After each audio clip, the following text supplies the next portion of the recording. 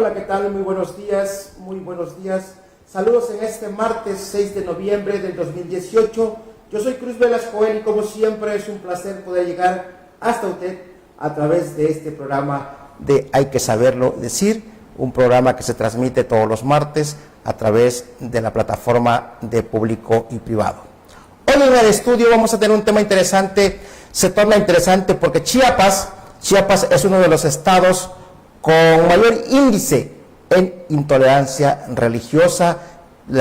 El hecho de tener tantos pueblos indígenas, la tercera parte de la población chiapaneca es indígena, y hoy se encuentra con nosotros en el estudio el doctor Esdras Alonso González, a quien le doy la más cordial bienvenida. Gusto saludarte, Joel. Qué gusto tenerte acá, Esdras. Esdras Alonso González es doctor en Ciencias Jurídicas y Penales, también es maestro en Derecho Penal, licenciado en Teología. Así es. Qué bella época. Ya tiene tiempo. Sí. Esdras, tuve la oportunidad de fuimos condiscípulos. Así es. Allá en el Seminario Nazareno Mexicano hace ya muchos años. 30 años, ¿no? 30 años casi, ¿no? Entonces, tú ya eras Esdras, ¿no?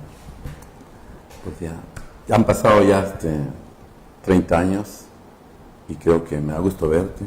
Gracias. Qué bueno que estemos hoy aquí para charlar sobre un tema de mucho interés, un tema que hay mucho que decir. Así es. Decía Eduardo Galeano que vemos el mundo no como es, sino como somos. En ese mundo tan discrepante, Esdras, donde tú has incidido pues en una región de la parte le llamamos acá los Altos de Chiapas, donde tú te ha tocado pues ser un articulador en el quehacer de la intolerancia religiosa y la tolerancia religiosa. ¿Qué tan complejo es esa dinámica de los pueblos indios con lo que no se conoce como los pueblos latinos?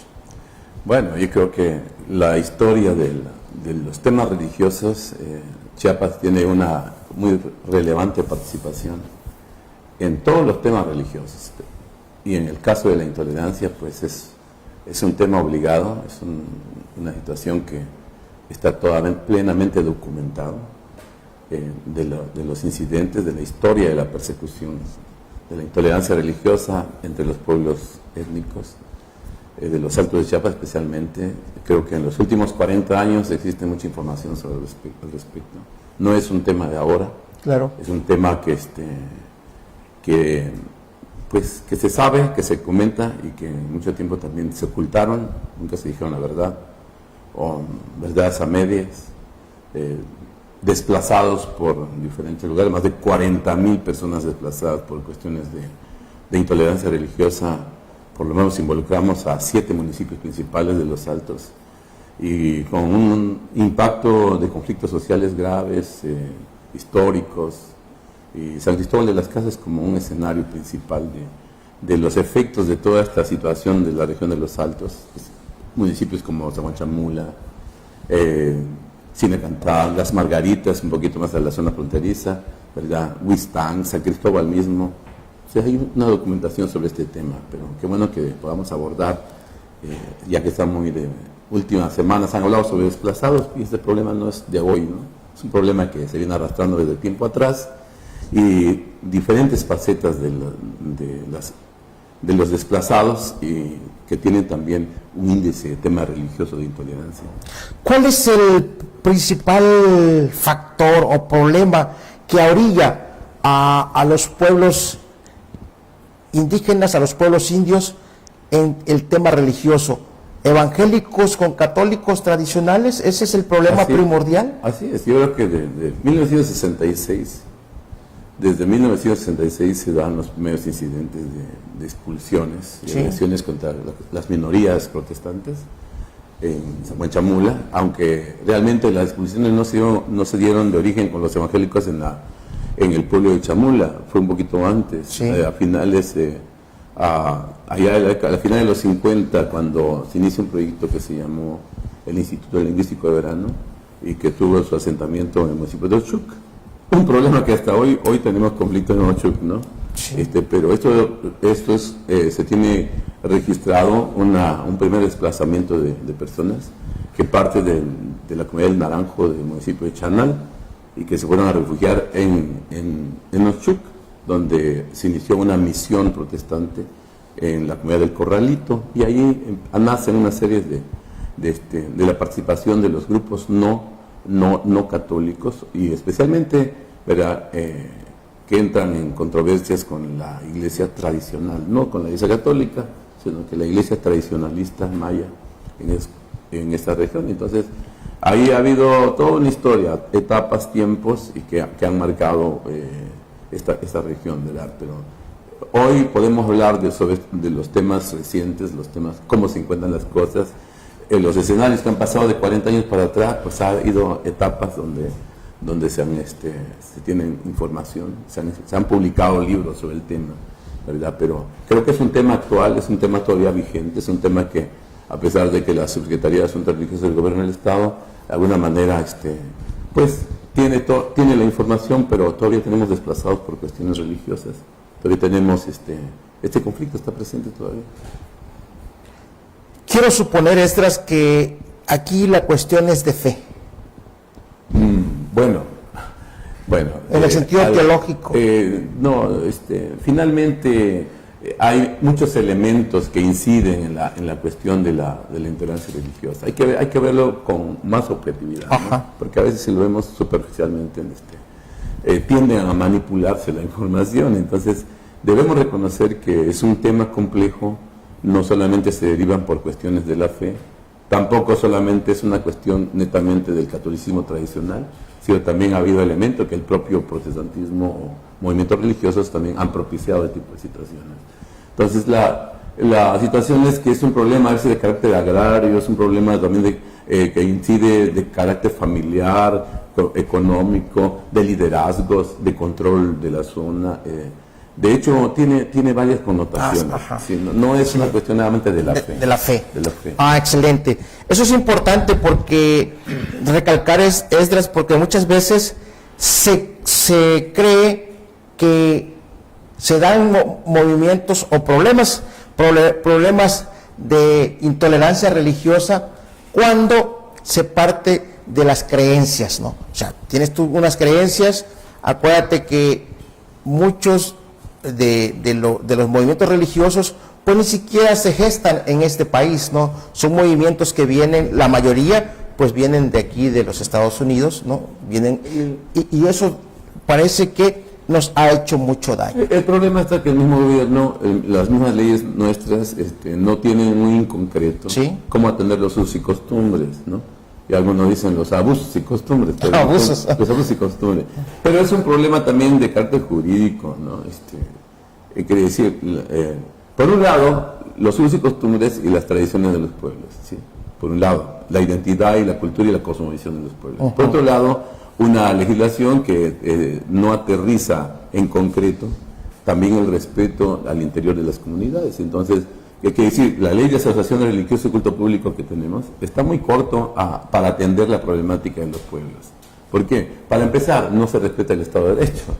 Para empezar, existen elementos que no han sido considerados dentro de que la participación de las asociaciones religiosas o el trabajo del proselitismo religioso al interior de las comunidades también tiene que aprender a respetar las reglas de la comuna, ¿no? ¿Qué quiere decir? Inclusive vamos a encontrar hasta el tratamiento de las construcciones de templos, por ejemplo, en regímenes que son ejidales, comunales, y que tienen que ver esos elementos jurídicos que es necesario retomarlo. A veces por ahí se origina el problema, porque para empezar no se pide permiso para hacer un templo, por ejemplo, ¿no?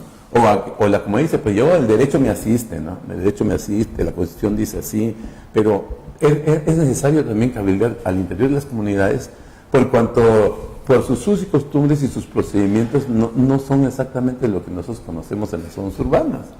Entonces, se dan, no solamente es por la cuestión de la fe, esto sí hay que tenerlo muy claro, ¿verdad?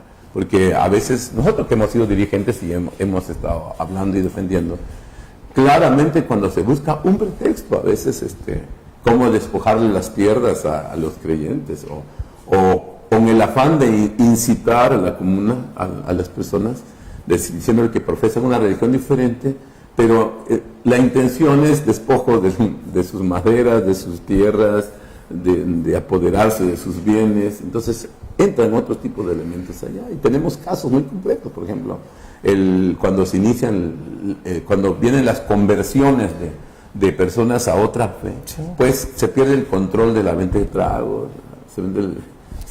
se ve el control de las veladoras, ¿verdad?, de las fiestas tradicionales, del transporte público. Entonces el problema es que rompe con los monopolios, rompe con el control de la economía, de un cacicazgo que se apoderó de estos pueblos de mucho tiempo. Entonces viene la ruptura no solamente religiosa, sino política, ¿no? Yo creo que han visto la transición de los pueblos altos, que era un bastión del PRI hace mucho tiempo, ¿no? De hecho, el PRI es muy famoso porque persiguió a mucho evangélico, ¿no? O canjeó órdenes de aprehensión de autoridades, personas que estaban implicados en delitos graves, y solamente por cuestiones electorales siempre se salen con la suya, ¿no? ¿Qué hace un líder religioso, en tu caso, y que tiene que ver con tratar, ¿no? Pues aquí tratas con los dos grupos, ¿no? Con los dos grupos. ¿Qué tan complejo es para un líder como tú llegar a acuerdos, llegar a la armonía?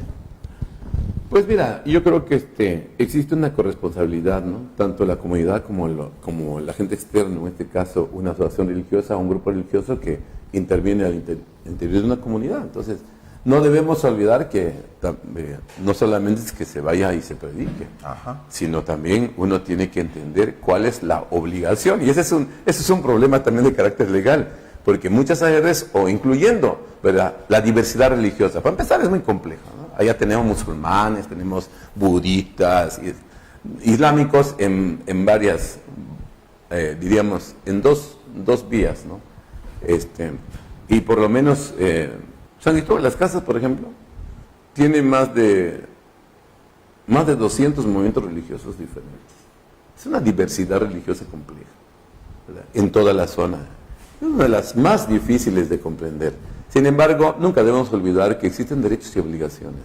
Y en medio de una sociedad que busca mantener la estabilidad, la armonía, el buen funcionamiento, el respeto también en la diferencia, es muy importante. Creo que muchos de los problemas que se han dado también aquí es el radicalismo o el fundamentalismo también, que tiene que ver con movimientos religiosos que se aferran a una posición y se transita fuera del margen.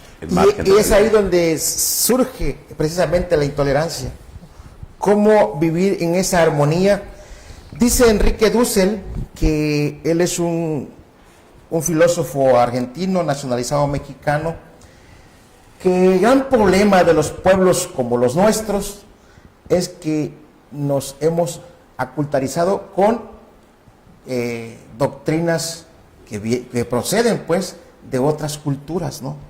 Por ejemplo, nosotros nos sentimos más europeos que latinos, que mayas, que aztecas, ¿no? O sea, y recuperar, ir al fondo, ir a nuestra identidad, Esdras, ¿no? Porque al final nos han dicho de un Dios, nos han hablado de un Dios, vamos a hablar de esta parte, y al final es el mismo que adora el católico, que adora el protestante, que venera, es el mismo Dios.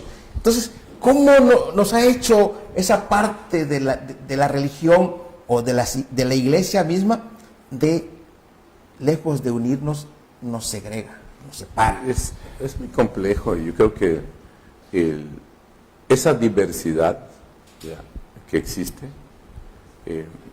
tiene fundamentos. ¿Qué quiere decir?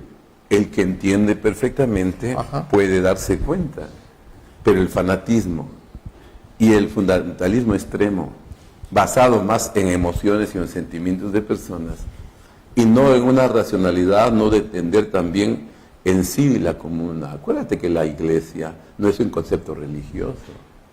El concepto de iglesia viene de comuna, viene de asambleas del pueblo, donde se ponen de acuerdo a convivir y estar. Es más, es un problema histórico, traerte conceptos que venían de la comuna, traerlos al mundo religioso. Y desde ahí vamos a empezar, ¿no? Que deberíamos ver un poquito más allá de las creencias. ¿verdad? ¿Qué quiere decir? Es muy respetable y deberíamos ser muy respetuosos de la diversidad de creencias. Cada quien puede creer lo que quiera, pero existe una verdad. Y esa verdad, por ejemplo, yo que conozco un poquito sobre el tema, ¿verdad? Yo he encontrado que muchas de las fuentes de los usos y costumbres de los pueblos están fundamentados en la Biblia.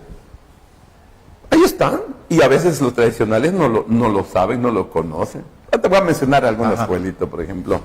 Por ejemplo, en las Escrituras encontramos el respeto a los ancianos, a respeto a los que tienen cana, ¿verdad? Es mandamiento bíblico. Levítico 19:32 nos habla sobre que hay que ponernos de pie donde hay un hombre con cana, hay que respetarlo, ¿verdad? Entonces los fundamentos de los usos y costumbres no es tampoco ocurrencias de que un pueblo dijo, vamos a hacer así, no, es un legado de la oralidad, del tiempo. El conocimiento no se basa solo en lo escrito, Jolito, ¿verdad? No solamente están en los manuales, en las confesiones de doctrinas, ¿verdad? También se transmiten generacionalmente y existe, la Sagrada Escritura también tiene un sentido de oralidad, de que el Padre transmite las buenas costumbres las costumbres de la Torah, por ejemplo, de las Escrituras, que se transmiten a la familia, ¿verdad? Por ejemplo, en la zona ha habido cosas así sorprendentes. Por ejemplo, han quemado gente, ¿verdad? Han asesinado también hechiceros, ¿no? Ha habido todo ese tipo de cosas donde inciden las creencias. Esdras, ¿qué tan grave es precisamente lo que tú habías comentado? La ignorancia. La ignorancia, porque cuando se desconoce de los fundamentos, tanto teológicos, bíblicos, religiosos, los fundamentos políticos incluso, y la gente pues en ese mundo de la ignorancia llega a cometer pues atrocidades. Pues miren, yo creo que ahora sí, como dijera el profeta, ¿no? Mi pueblo fue destruido porque le faltó conocimiento. Si nos conociéramos, yo creo que aquí es que deberíamos conocernos mejor, ¿no? Sí, claro. ¿Por qué? Porque la riqueza de los pueblos, la sabiduría de ellos, el conocimiento, es algo grandioso y que está ahí. Lo que pasa es que a veces somos muy parciales en ver las cosas, y la religión, lejos de unir, ha sido la causa de confrontaciones y de divisiones y de pugnas, cuando deberíamos buscar la armonía, el entendimiento y la convivencia pacífica entre los grupos. Entonces yo creo que aquí deberíamos quitar los elementos de intereses, ¿no? Yo creo que más allá de la religión o de las confesiones religiosas existen verdades, y esas verdades es que están en los elementos fundamentales. Creo que deberíamos, que la convivencia o la paz entre los pueblos o entre las diferencias religiosas debe ser el buen entendimiento, ¿sí? Para empezar, la justicia, Dios no está peleando con la justicia, mucho menos con la verdad, ¿verdad? Y yo creo que encontrar al otro, encontrar al diferente, a encontrar al que no piensa como uno, le causa problemas al hombre, ¿no? Pero en realidad deberíamos aprender a convivir. Y yo creo que aquí ha sido un problema, y es notado, esa pugna que ha habido. Por ejemplo, si agarráramos 25 años atrás, la realidad fuera diferente. Hoy, 25 años después, vamos a encontrar que el escenario tiene otro rostro, ¿no? Pero ha sido muy duro los resultados, o diríamos, esa intolerancia, esa razón, porque hemos tenido, aún en los liderazgos, nosotros hemos estado en el escenario de la defensoría en cuanto a intolerancia religiosa, y hemos visto que tanto el Estado, que no hace su papel, ¿verdad?, con tanto el liderazgo religioso también que no ha entendido su papel, y el pueblo que no sabe para dónde jalar, y a veces terminan confrontándose entre hermanos de raza, de su propia sangre, y han sido causantes de escenarios pues desagradables, ¿no? Creo que Chiapas es un estado altamente con diversidad religiosa y debe construir este camino en los años que vienen del respeto, de la convivencia, ¿no? Creo que de encontrarnos. No pueden continuar esto, ¿verdad? Porque ni la política debe estar por encima, manipulando los movimientos religiosos para beneficio de sus sectores, ¿no? Creo que deberíamos entender un poquito más que para construir la paz se requieren de todos. Así es. Tú hablabas de 40,000 desplazados en Chiapas. Sí, es impresionante. Sí, 40,000 desplazados es mínimo, ¿verdad? Pero son reales, no es un invento, ¿no? Existen estadísticas que a veces no se dan a conocer, ¿verdad? Por lo menos existen, y ojalá nos estén viendo, ¿no? Sí, claro. Por lo menos unos 89 averiguaciones previas en la Fiscalía Altos, en la Fiscalía Indígena de San Cristóbal de las Casas, donde se describe una historia de impunidad de los últimos 25 años.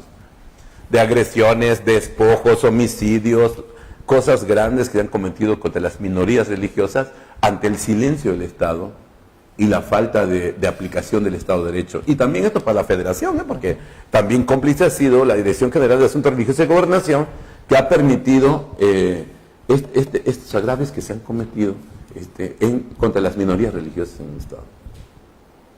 Es alto el índice de desplazados en la entidad y parece que en los últimos 6 años hemos tenido un gobierno fallido completamente en atención a los pueblos indios, a los pueblos indígenas, porque ahí es donde se ha gestado la mayor cantidad, pues, de homicidios, hemos visto hasta cómo presidentes municipales han sido sacrificados en las plazas públicas, el gran desorden que hay, ¿no?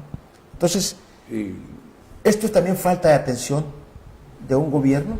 Mira, sí. La Iglesia Evangélica que hoy y otros grupos que de alguna manera aparecen como víctimas, también han sido corresponsables. Hay que decir, la complicidad se ha dado, el silencio. Las organizaciones evangélicas o los consejos o las alianzas de pastores y grupos han preferido mejor caminar con los partidos políticos. Y aquí vamos a tocar algo sensible, Juanito. Sí. Y es real, Algunos, pues, dijeran en nuestros gremios, vendieron su primogenitura, por no decir la verdad, ¿no? ¿Qué quiere decir? Prefirieron guardar silencio ante los atropellos que se cometieron contra la Iglesia, contra los diferentes grupos, no solo de uno, ¿no? Sino de la diversidad religiosa. El Estado tiene corresponsabilidad y debería abrirse un expediente. Yo sí, aquí lo digo. Sí. Debería este nuevo gobierno federal que viene, ojalá nos estén escuchando, abrirse los expedientes que quedaron ahí, de todos los daños que se cometieron contra estos pueblos, que están plenamente documentados.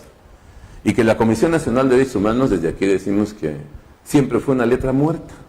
Como lo ha sido siempre. Como siempre ha sido. Todas las recomendaciones que se hizo en Chamula, que hicieron en Huistán, que hicieron en San Cristóbal de las Casas, en Las Margaritas, y todos donde ha habido agravios fundamentales contra niños, contra mujeres, contra el patrimonio de las minorías religiosas, guardó silencio, pero de veras sorprendentemente la Comisión Nacional de Derechos Humanos, ¿verdad?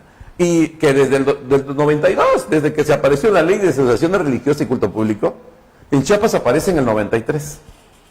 Sí, un año antes del zapatismo, se creó la Comisión Estatal de los Derechos Humanos, igual, letra muerta durante todo ese tiempo. ¿Por qué? Porque los que dirigían la Comisión Estatal eran los mismos caciques de las comunidades. O sea, ¿desde dónde se brindó impunidad a la persecución de las minorías religiosas? Desde las comisiones nacionales y desde la Comisión Estatal de los Derechos Humanos. Y nunca vimos alguna... Bueno, finalmente tenemos graves problemas en el país. La Comisión Nacional y la Estatal solo son recomendaciones, Joelito. No tienen poder coactivo. Los congresos de los estados no tienen el poder jurídico para hacer responder a esto. Y la Procuraduría, ahora Fiscalía, ¿sí? Pues el Poder Ejecutivo tampoco ha dejado muy claro esto. Entonces sí existen violaciones. A mí, por ejemplo, me secuestraron en el 2013, ¿verdad? Por atender ese tipo de cosas, y finalmente pues es triste, ¿no?, ver que el Estado transitó fuera de la legalidad en los próximos 25 años. Nunca fue el Estado de Derecho una prioridad en el gobierno de Chiapas, y lo vamos a decir abiertamente. Prefería los pactos, los acuerdos y caminar fuera de la ley, y entonces fuera de la ley, ahí le dejó 48 colonias a San Cristóbal, ¿verdad?, que le genera hoy un gran problema. Pero también los coletos, cuando los corrían y los pegaban, guardaron silencio. ahora sí, como dijera nuestro amigo el sacerdote, ¿no? En el pecado llevaron la penitencia. Porque ahora dice, ay, qué problema tenemos, que los motoneros, que los de aquí, los de allá, sí, pero cuando llegó el tiempo, nunca hablaron. Inclusive ellos dirigían la Secretaría de Pueblos Indios, dirigían las fiscalías, y finalmente, ¿qué hicieron? Vendieron terrenos a los desplazados. O sea, como diciendo, córralos tú y yo les vendo terrenos aquí, o les rento, ¿no? Es una terrible historia de impunidades, ¿no?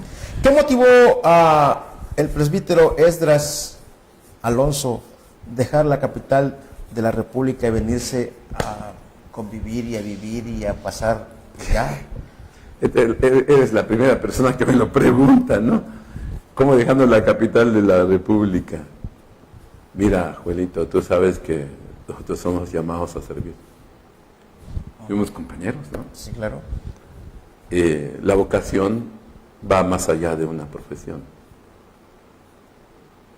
La profesión se ejerce por interés. La vocación por pasión.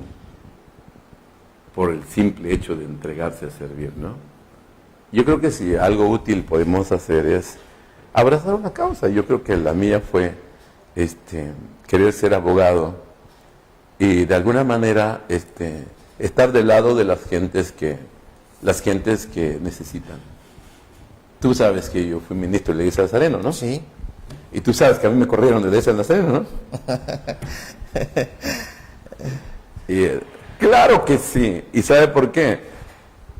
Joelito, porque estaba hablando por unas personas que no pueden defenderse, por unas gentes que los han marginado. Sí, hay un adagio popular que dice que lo más atroz de las cosas malas es el silencio de la gente buena, ¿no? Y cuando la gente buena calla, bueno, entonces parece que los malos tuvieran la respuesta. Sí, esto fue la intención, venir aquí. Es más, yo vine un día, Sandito, Juanito, qué bueno que me lo estás preguntando. Yo vine por un día y me he quedado 25 años. ¿Y sabe por qué me quedé, Juanito? Te lo voy a contar. Ojalá me esté escuchando alguno de ellos. Les mando un saludo. Yo llegué solamente a una actividad de un sábado. Por cortesía, yo viajé a esta parte de los Altos porque realmente tenemos un ministerio en Oaxaca muy próspero, muy bendecido, muy con nuestros paisanos. Pero a petición de las gentes, parece entonces se había publicado la ley de asociaciones religiosas y culto público por patrocinio de González Garrido, que fue gobernador de Chiapas, y luego se fue a la Secretaría de Gobernación en el 92 con Carlos Salinas. Y de ahí nace la ley de asociaciones religiosas y culto público por la problemática con los chamulas, por los conflictos que estaban en Chiapas. Pues ¿quién mejor? Aparte se estaba cocinando la guerrilla. Estaba cocinando la guerrilla, ¿no? Entonces la situación es que venir a este escenario era un complejo. Pero viendo la realidad, porque nosotros nos documentamos por medio de revista. Hubo una revista hace años que se llamó Época, no sé si sí, de Saludowski, ¿no? Ellos publicaron así que una edición especial sobre la cuestión religiosa. Y yo lo leí. Y coincidió mucho con mi visita aquí en San Cristóbal de las Casas. Entonces vi la realidad y yo vine a servir, a apoyar. Y ahí he estado 25 años. 25 años de trabajo, 25 años de hacer ejercicio en el quehacer de los pueblos indígenas. Esdras, sí. Parece poco, pero ¿qué se espera? ¿Qué se espera? Porque hay futuro, hay la posibilidad de que se recobre la paz y la estabilidad social en estos pueblos, en estos municipios. Sí, eso son evoluciones, son procesos históricos que se dan. De hecho, mira, para 1998, en el gobierno de Albor Guillén, ¿sí?, ya había surgido el zapatismo y su movimiento, ¿no? Pues la diócesis siempre dijo que Albor Guillén era el gran Satanás. Albor Guillén era el gran Satanás según el obispo y según la diócesis de San Cristóbal. Pero bueno, y el obispo no era nada bueno también, ¿no? Bueno, era amigo de los evangélicos.